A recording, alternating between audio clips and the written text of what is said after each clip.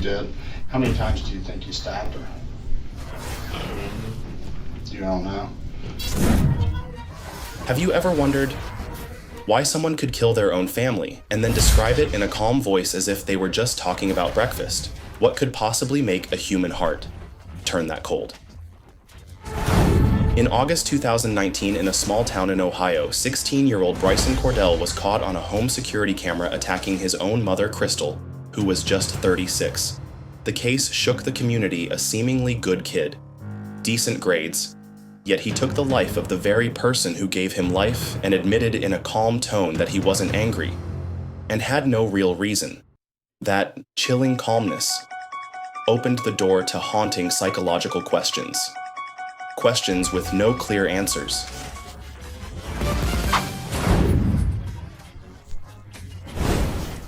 There are moments that force us to question human nature itself. A 16-year-old boy, good grades, no record, no drugs, sitting calmly in an interrogation room and describing step by step how he killed his own mother. He told it like a school exercise. Breakfast backpack, then back upstairs for a knife and a baseball bat, and into his mother's bedroom. When told she had died, he covered his face as if crying, yet not a single tear appeared. That scene was shocking, but what haunted me more was the question, how can someone take the life of their own mother and seem to feel no guilt at all? It's a chilling paradox to kill, without trembling, to confess, without even blinking. So was this a sudden burst of madness? Or a quiet calculation? Cases like this aren't just headlines, they're lessons about the human mind, about how emotions can twist until they create tragedy. Hello everyone, I'm the host of Crime Scene Report. Here we don't just retell crimes, we analyze the deepest psychological contradictions behind them. If you believe the truth must be seen at its roots, subscribe to Crime Scene Report and keep going with me. In his statement, he said, "The thought only came the night before, just a fleeting idea." But police found a note in his room, not just to kill his mother, but also his father and her boyfriend. That discovery flipped the story upside down. His confession and the reality were two completely different things. So was he a boy who snapped in the moment, or a cold mind preparing all along? What makes this case so haunting isn't only that the killer was a teenager, but the clash between his actions and his words. He insisted he didn't hate his mom, even that he didn't want her to die. Yet the camera recorded 15 knife wounds. He said he regretted it, but his eyes were empty, his voice flat. In criminal psychology, this is the heart of the question. Was it an attempt at self-justification, or an emotional breakdown so distorted he no longer knew the difference between right and wrong? Many people were quick to conclude this was insanity, but the records showed he had never been diagnosed with any illness. His grades were steady, even honor roll. No drugs, no gangs. The paradox is this: a child considered normal, committing a crime no one could imagine. It forces experts to ask, what subtle signs inside the family did we all miss? During interrogation, Bryson often said the reason was small. His mother didn't let him choose the class he wanted. It sounds trivial, but in his words, it was the last straw after a long chain of restrictions. The problem wasn't the class itself. It was the suffocating feeling of being controlled. For an adult, it might have been just another argument. But for a teenager still shaping his identity, it could become the spark for something extreme. So how should we understand this? Was it antisocial personality, where someone never truly feels remorse? Or was it the tragedy of a fractured household, where conflict piled up until violence became the only outlet? That question isn't only for experts, it's for all of us. When we see a hollow stare or a child growing careless at home, do we treat it as a warning sign, or just assume it will pass? What's frightening about this case isn't the blood, but its universality. It reminds us that tragedy doesn't only happen in unusual families. It can happen anywhere, when conflict isn't resolved, when silence replaces understanding. And that is why I want us to keep going together, not to fuel fear, but to recognize and to prevent. Because sometimes evil doesn't come from a stranger out there. It comes from the very people who seem the most harmless, when the darkness inside them goes unseen for too long. And the question left for all of us is this: Will we look at those signs with indifference or with awareness? That morning began like any other day. Bryson woke up, took a shower, and poured himself a bowl of cereal. He ate breakfast and slung his backpack over his shoulder as if he were heading to school. If the story had ended there, it would have been an ordinary picture of a 16-year-old boy. But the next moment turned the morning into a nightmare. Instead of walking out the door, Bryson stopped, he went back upstairs and picked up a folding knife and a baseball bat. He stood in the bathroom next to his mother's room, silent, as if fighting with himself. A few minutes later, he walked into the bedroom, struck his sleeping mother with the bat, and followed with 15 knife wounds. The entire scene, from the screams of terror to the empty stare of the son, was captured on the home security camera. It was no longer just a family tragedy, but one of the coldest moments in criminal psychology. Watching this footage, I wasn't only struck by the violence itself, but by the pause in the bathroom. A teenager stood frozen with weapons in his hands, fully aware of what he was about to do, yet he still moved forward. That pause revealed the inner struggle, one side telling him to stop the other, pushing him to go through with it. And in the end, the balance tipped toward darkness. This is exactly the moment we need to analyze because it shows the act wasn't entirely unconscious. There was preparation, a process of thought, even if it lasted only a few minutes. So, was this a sudden outburst or something planned in advance? In his statement, Bryson insisted the idea came only the night before without any long-term preparation. But police later discovered a written plan in his room, not just to kill his mother, but also his father and her boyfriend. That contradiction made everything more complicated. If it was just anger in the moment, why the written plan? And if it really was a plan, why did he hide it and deny it during questioning? Here we see a boy trying to paint himself as impulsive, avoiding being seen as a calculating killer. And that raises the question, was he truly naive? Or had he already learned how to manipulate the truth? One theory is that Bryson carried signs of a disturbed personality, unable to feel empathy, unable to feel guilt. When asked about his emotions, he often gave short answers. No reason. His voice flat, his eyes steady. This could have been the mask of someone truly cold, or it could have been the shield of a teenager who never learned how to express what he felt. There is also another possibility, that a controlling family environment, constant conflicts and restrictions had built up until he exploded. If that was the case, then the killing wasn't just a cold-blooded act, but also a desperate attempt to break free from what he felt was a cage.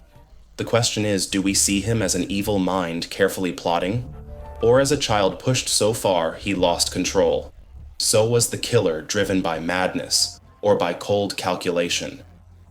If it was only madness, then why did Bryson think about taking the car to escape, and even throwing away his phone to avoid being tracked? Those are deliberate actions. But if it was calculation from the start, then why did he hesitate in the bathroom, standing still for minutes before walking in? That hesitation looked more like someone still torn inside, not someone fully committed. And so this case doesn't give us an absolute answer. It opens a gray zone between two extremes, a teenager capable of planning, but also swept away by sudden emotions. What haunts me most about this case isn't the weapon or the number of wounds, but a psychological paradox, a teenager sitting in front of investigators admitting he killed his mother, yet calmly saying he wasn't really angry and had no real reason. Behind those short answers is a massive void, an absurdity that anyone listening would find hard to accept. How could a 16-year-old offer such a shallow reason for taking a life? And it was the calmness of his words that made it chilling, blurring the line between truth and performance, between confession and self-defense. And from there, I began to see a deeper social issue. In many families, silence or small conflicts are dismissed as everyday problems. A child who argues too much, a cold stare, a repeated complaint, these signals are easy to overlook. Yet when ignored for too long, they can build into something dangerous. Society notices the explosions, but rarely the cracks that come before. In this case, we don't just see an individual crime, we see the gap in how families and communities fail to recognize and respond to the early signs of psychological strain. From another angle, this case also raises a question about justice. The sentence of 15 years to life was seen as necessary punishment, but is justice only defined by that number? Or does justice also mean looking at how we support mental health in teenagers, uncovering what has been silenced inside families, and admitting that sometimes the most ordinary homes are the ones carrying the darkest storms? A teenager sits there saying, "I wasn't angry," yet commits an act of extreme violence. The gap between his words and his actions reflects a deeper truth. Often what a person chooses not to say is exactly what determines their fate. When I think of this climax, I can't help but ask, have we become too used to dismissing complaints, irritability, or signs of struggle in teenagers? How many times have we stayed silent when a child withdrew or lashed out for no clear reason? And has that silence contributed to moments of tragedy like this? This isn't about blaming one person, but about shining a light on shared responsibility. Family, schools, society. All of us play a role in noticing and healing those fractures before they deepen. This case also forces me to reflect on another question: where is the line between a teenager who needs help and a criminal who must be punished? If we see Bryson only as a cold, calculating killer, we risk ignoring the possibility that he lived in a suffocating environment no one noticed. But if we see him only as a victim of circumstance, we risk minimizing the responsibility for taking another human life. Between those extremes lies a gray zone, and it is that gray zone that forces society to ask the hardest question: how should justice really be defined? I won't give you a conclusion, because this case doesn't offer a simple answer. What I want is to leave you listening and watching with something to reflect on. When we face cases like this, we often stop at the verdict or at our outrage and then move on with our lives. But if justice stops at a number of years in prison, the root causes remain. The silence continues. And one day it may explode again in another family that looks just like yours or mine. So I want to leave you with a question. What do you believe justice really is? Is it only the punishment of the one who committed the crime? Or is it also the journey of uncovering the things people never dared to say, the truths buried in silence? If you were on the jury, how would you decide, was this a cold, calculating killer or a teenager who was never truly heard?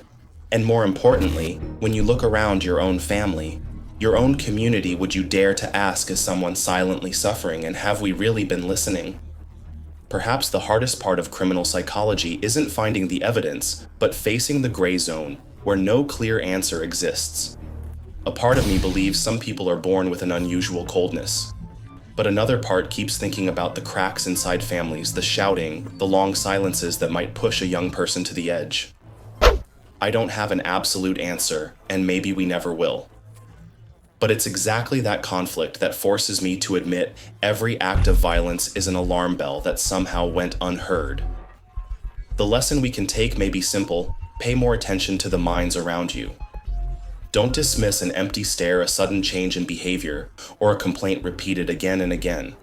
Learn to listen, not just to reply, but to understand. Because sometimes a little compassion, a glance of true understanding, can be the last thread that keeps someone from falling over the edge. And so, I want to ask you, have you ever met someone who made you shiver without knowing why? Do you believe even the people closest to us can carry a hidden darkness no one else can see? I truly hope you'll share your thoughts in the comments, because every story you share helps this community understand more about what people often try to hide. Thank you for staying with me until the end of this video. If you believe the truth needs to be seen more deeply, so we don't just know what happened, but also understand what is happening inside the human mind, then subscribe to Crime Scene Report.